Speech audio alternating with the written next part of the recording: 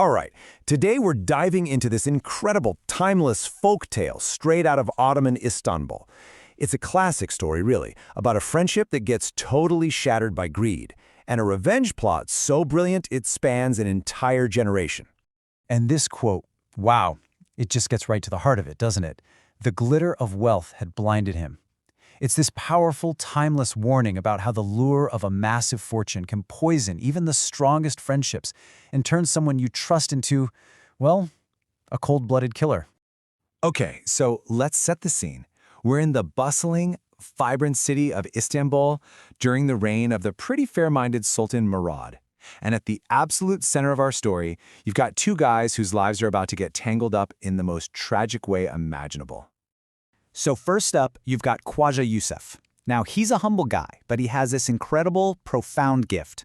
He's a seer. He can literally perceive things that are hidden from everyone else.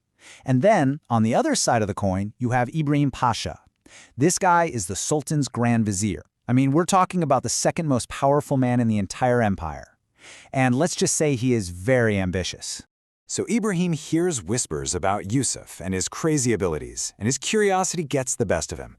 He seeks him out, kind of puts him to the test, and is absolutely blown away by what Yusuf can do. So this super powerful vizier actually humbles himself and asks to become Yusuf's student. And before you know it, they're completely inseparable. More than just a master and apprentice, they become the best of friends. But you know how these stories go? This amazing friendship, it's about to hit the ultimate test. A real trial by fire, forged in fate, and a whole lot of temptation. And the crazy part? It all starts with one of them trying to protect the other. Okay, so get this. Ibrahim, using the exact mystic arts that Yusuf taught him, has a vision. He sees this terrible danger looming over his friend. The warning is crystal clear. Yusuf cannot, under any circumstances, leave his house for 40 days. If he does, he'll die. Yusuf checks it out himself, confirms the prophecy is real, and for 39 days, he follows the rules perfectly. But on the morning of that final 40th day, he thinks he's in the clear, and he makes this one fatal error. He decides to go visit Ibrahim, the very friend who warned him, totally forgetting that the day isn't over yet. So he's taking this little-known path through the forest, and sure enough, he gets lost. He's wandering around when he just stumbles upon these old, crumbling ruins, and inside he finds a hidden chamber with the most unbelievable sight you can imagine. 7 enormous chests, literally overflowing with gold, jewels, just unimaginable treasure. And what's the very first thing that pops into his head? I have to tell Ibrahim. I have to share this with my best friend. And this is where the story takes a really dark turn, and it happens fast. The second Ibrahim lays eyes on that treasure, something inside him just breaks. All that friendship, all that loyalty, gone. Just vanishes in an instant. It's really a chilling look at that exact moment when greed can just completely obliterate a human bond. He realizes Yusuf is the only other soul on earth who knows about this treasure, and that's it. Greed takes over completely. Yusuf sees it in his eyes. He knows he's not walking away from this. So he makes 2 last requests. He says, look, my wife is pregnant. If it's a boy, promise me you'll name him Ali. And second, please, never tell my wife how I really died. And Ibrahim, he looks his friend in the eye and gives him a completely empty promise. Just moments before he murders him, hides the body, and makes off with every last piece of that treasure.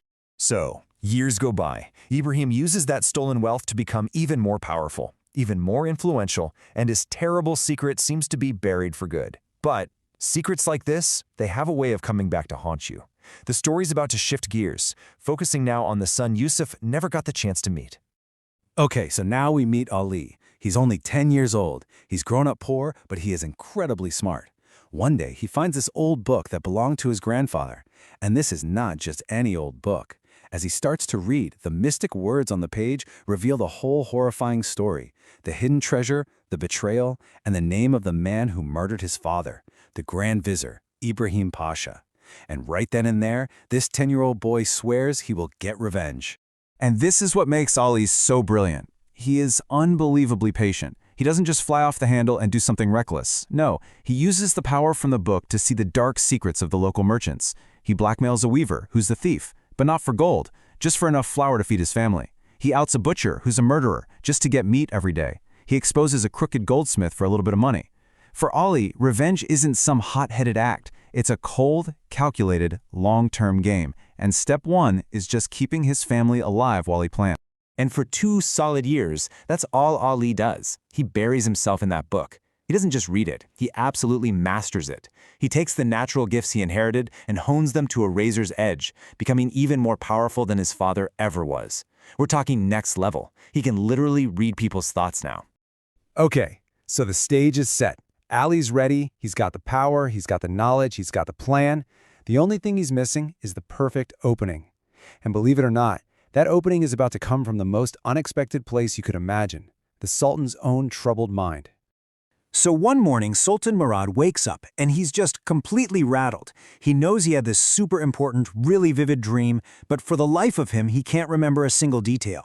And he gets so frustrated, he throws the whole court into chaos. He issues this terrifying ultimatum to all his advisors. You have 2 days to tell me what I dreamed and what it means, or I'm burning every single one of you alive.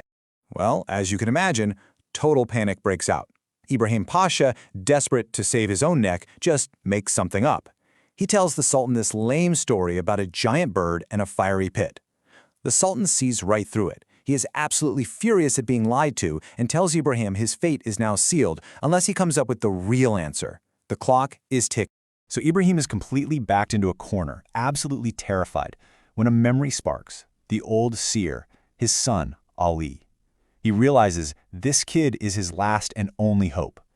So he summons Ali, practically begging him for help, with no idea, absolutely no clue, that he is walking straight into a trap that has been patiently waiting for him for years. This is it. This is the moment Ali has been waiting his entire life for. The final brilliant act of his revenge is about to unfold. And he's not doing this in some dark alleyway. No, this is going down in broad daylight, in the heart of the empire, right in front of the Sultan. And here is where Ali's genius for revenge is just spectacular. He agrees to go to the palace, but he turns down every single horse they offer him. He has only one condition. He will ride on the back of the Grand Vizier, Ibrahim Pasha. Ibrahim has no choice but to agree. So Ali literally rides his father's killer through the streets like a mule, whipping him and screaming to the crowds that this powerful man is a murderer. It is the ultimate public humiliation. It's poetic justice in its purest form. Ibrahim is forced to physically carry the burden of his crime for all to see. So once they're in front of the Sultan, Ali reveals the forgotten dream. He says, "Your Majesty, you dreamed of a cluster of 7 grapes, and a snake tried to steal them from your hand." Then he drops the bombshell interpretation. The 7 grapes, he says, are the 7 chests of treasure, treasure that belongs to this kingdom. And the snake is the traitor who murdered my father to steal them. The snake is Ibrahim Pasha. While the Sultan doesn't waste a second, he sends his soldiers to raid Ibrahim's palace. And what do they find? 7 chests of treasure. They go to his country house, they start digging, and they find the skeletons of Khwaja Yusuf and his horse. The proof is undeniable. Ibrahim completely breaks down and confesses everything. The Sultan sentences him to a pretty gruesome death, and just like that, justice is finally served. The Sultan is just blown away by Ali's brilliance. He offers him anything his heart desires, riches, a title, a palace, you name it. But Ali turns it all down. He wasn't in this for personal gain. He was in it for justice. His one and only request, to keep a promise he made to a loyal slave named Mustafa, who had helped him along the way. He asked that Mustafa be given his freedom and allowed to marry Ibrahim's daughter. And so this story, which kicked off with a friendship being completely destroyed by greed, ends with an incredible act of loyalty and justice. It really leaves us with this big question, doesn't it? What is the true price of unchecked ambition? Where's that line where drive and ambition turn into a poison? And what's the real cost you pay for stepping over?